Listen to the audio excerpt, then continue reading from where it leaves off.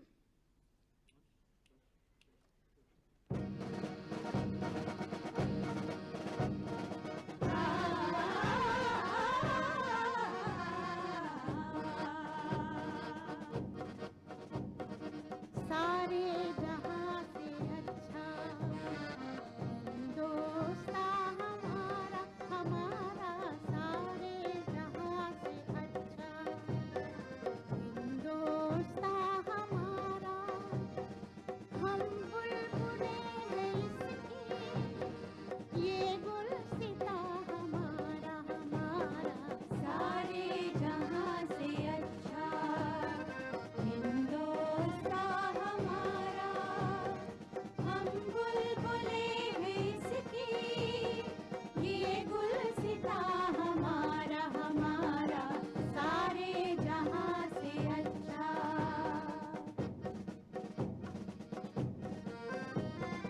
पर्वत वो सबसे ऊंचा हमसाया आसमां का पर्वत वो सबसे ऊंचा हमसाया आसमां का वो संतरी हमारा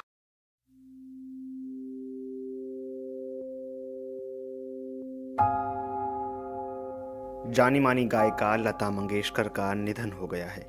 वो 92 साल की थीं और बीते कई दिनों से अस्पताल में भर्ती थीं। लता मंगेशकर को हम सभी स्वर कोकिला के नाम से जानते थे।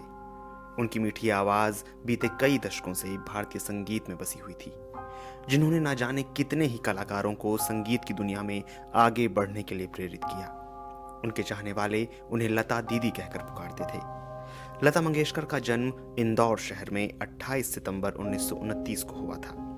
लता मंगेशकर ने 30 से ज्यादा भाषाओं में फिल्मी और गैर फिल्मी गाने गाए। हालांकि उनकी मुख्य पहचान भारतीय सिनेमा में एक प्लेबैक सिंगर के तौर पर रही।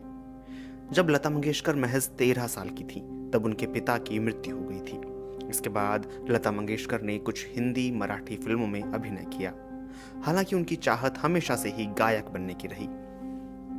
साल 1947 में वसंत जोगलेकर ने अपनी फिल्म आपकी सेवा में लता को पहली बार गाने का मौका दिया।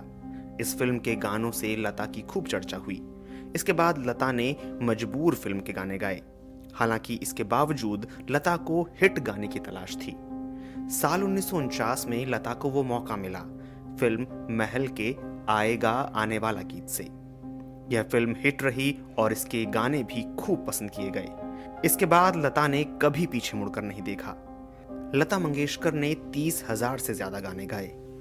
उन्हें मिले पुरस्कारों की बात करें तो उन्हें फिल्म फेयर, राष्ट्रीय पुरस्कार, पद्म भूषण, पद्म विभूषण जैसे कई बड़े सम्मानों से सम्मानित किया गया। साल 2001 में लता मंगेशकर को भारत के सर्वोच्च नागरिक सम्मान भारत रत्न से सम्मानित किया गया।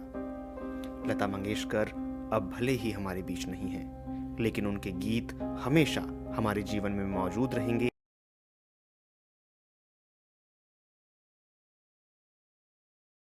लता मंगेशकर बिल्कुल लेजेंड है जी। बॉलीवुड इंडस्ट्री, जो म्यूज़िक इंडस्ट्री है, उसमें लता मंगेशकर का बहुत बड़ा नाम है।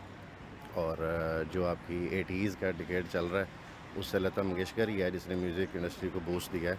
और उन जैसा सिंगर मेरा नहीं ख्याल के दोबारा कोई आ सकता। गाने मेरे पास उनके बहुत पड़े हुए हैं मेरे घर में, लेकिन मुझे ज़बानी नहीं आते। लेकिन मैं सुनता बहुत बड़े गौर से सुनता हूँ। जब मैं तन्हा बैठता हूँ अपने रूम में, तो कभी मेरी आंखों में आंसू भी आ जाते हैं। वो तो उनकी प्रमोशन, उनके जो गाने, उनके गीत माशाल्लाह वो आज के मुकाबले में नहीं है, ना वो होंगे। जब हम छोटे छोटे थे तो हमारे घर में सिर्फ रेडियो होता था, और रेडियो पे वो आकाशवाणी, और वो अभी आप आकाशवाणी की दिल्ली के अंदर से ये सुनेंगे और वो सुनेंगे, तो वो एक बड़ी जादुई सी आवाज़ होती थी, क्योंकि हम तो रेडियो पे सुनते थे।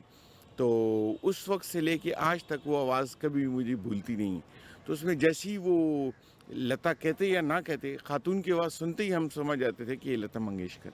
उनकी क्या ख़ास बात थी कि she was very devoted singer, और वो गाने को अपने दिल से गाती थी, जिस तरह हमारी नूरजहान जैसा पंजाबी गाना कोई नहीं गा सकता, भले लोग हज़ार कोशिश करें, वो दिल से गाते थे। उनकी गज़लों में जो है ना ज़्यादा सुरूर है, मतलब सुकून है। बंदा लॉन्ग ड्राइव पे सुने तो अच्छा मतलब फील होता है बंदे को। ज़रूरी नहीं कोई आशिक मशूक हो तो उनके गाने अच्छे लगेंगे। कुछ ऐसे होते हैं, कोई माँ बाप की याद दिला देते हैं, कोई बहन भाई की, और कोई दोस्तों की, कोई अच्छे रिश्तों की। उनके गाने बहुत अच्छे हैं, हमें अच्छे लगते थे। मतलब अभी भी हम कभी सुने तो हम लोग बहुत पीछे चले जाते हैं।